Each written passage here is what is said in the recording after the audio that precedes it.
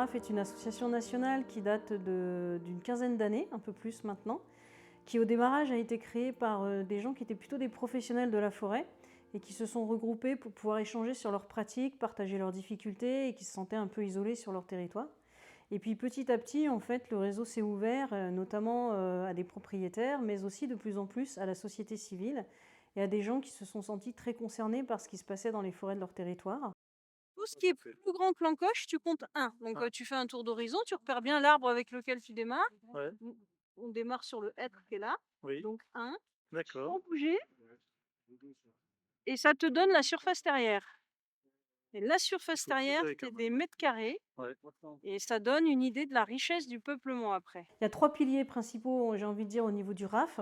C'est la mise en réseau, vraiment répertorier les alternatives forestières, faire en sorte qu'elles puissent être en lien et leur donner les moyens de pouvoir se décliner au niveau local et de faire remonter du coup tout cela au niveau national. Il y a un accompagnement fort aussi au niveau de l'acquisition du foncier.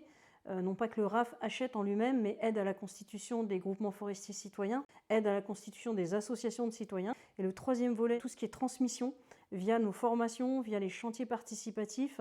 Donc l'idée, c'est aussi de créer des formations de formateurs, de formatrices, pour que tout ça puisse être essaimé au maximum au niveau de nos branches locales et des réseaux qui sont plus proches des territoires.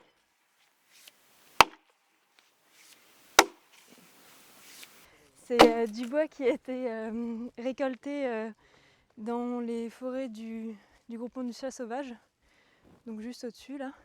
Et l'avantage de travailler à la hache, c'est qu'on peut, on suit le fil du bois et on peut utiliser du bois courbe qui aurait été destiné à faire du bois de chauffage. En fait, on peut le valoriser en charpente en le travaillant de cette manière. Ça montre bien qu'on peut récolter des bois en forêt selon un mode de gestion qui est respectueux de la dynamique forestière.